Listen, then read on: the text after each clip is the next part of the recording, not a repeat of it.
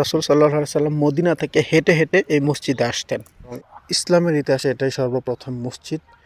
ইসলামের প্রথম মসজিদ বলে কথা সুন্দর না হয়ে পারে, দেখলেই মনে অন্যরকম একটা ফিলিংস আসে।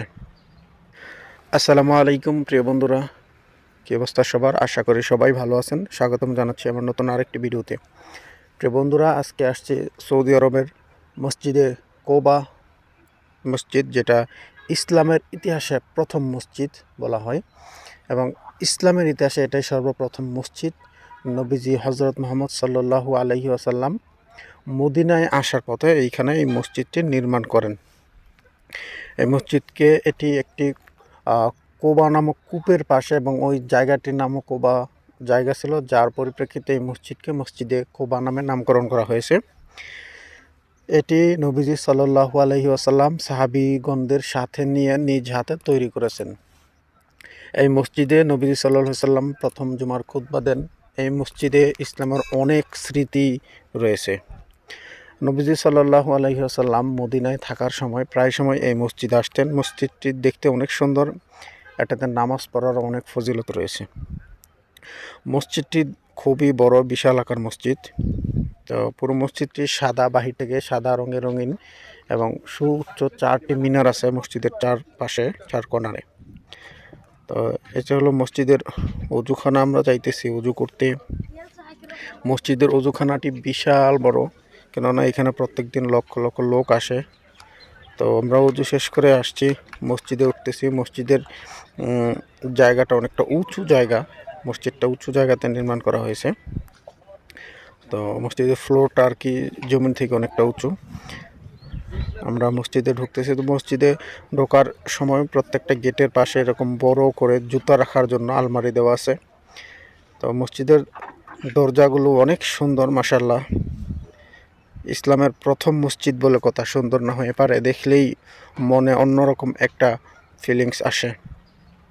তো এই মসজিদের ভিতরে মাঝখানে অনেকটা খালি জায়গা আছে, খোলা জায়গা, সেটা উপর থেকে সোজা রোদ আসে এখানে, কিন্তু চতুর্পাশে বড় বড় এসি লাগানো, সেই জন্য জায়গাটা ঠান্ডা থাকে। একদম খোলা জায়গা, এখান থেকে পুরো আকাশ দেখা যায়। তো এখানে অনেক মানুষ আছেন, প্রত্যেকদিন লক্ষ লক্ষ মানুষ এসে নামাজ আদায় করেন, কেননা এইখানে নামাজ আদায় করলে একটি উমরার সওয়াব দেওয়া হয় এবং অনেক ফজিলত আছে এখানে নামাজ পড়ার। তো মসজিদটি খুবই সুন্দর করে সাজানো হয়েছে। মসজিদের দরজাগুলো খুবই সুন্দর। এই মসজিদের ভিতর অনেকগুলো গম্বুজ আছে, বড় বড় গম্বুজ, আর গম্বুজগুলো খুবই সুন্দর করে কারুকার্য করা হয়েছে। আর মসজিদে লাইটিংগুলো খুবই সুন্দর করা হয়েছে। প্রত্যেকটা গম্বুজের মধ্যে বিশাল বড় বড় গোল রাউন্ড শেপের জারবাতি লাগানো হয়েছে।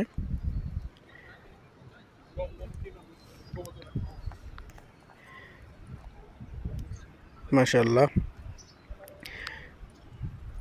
এই মসজিদটি রাসূল সাল্লাল্লাহু আলাইহি সাল্লাম নির্মাণ করে এখানে 3 দিনের মতো অবস্থান করেছিলেন, এবং তারপর তিনি মদিনায় চলে যান।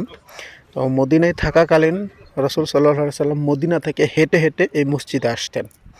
এই মসজিদটি মদিনা শরীফের কাছেই, সম্ভবত 5-6 কিলোমিটারের মধ্যে আর কি। তো দেখেন, প্রত্যেকটা গম্বুজে কিন্তু অনেক সুন্দর করে কারুকার্য করা হয়েছে।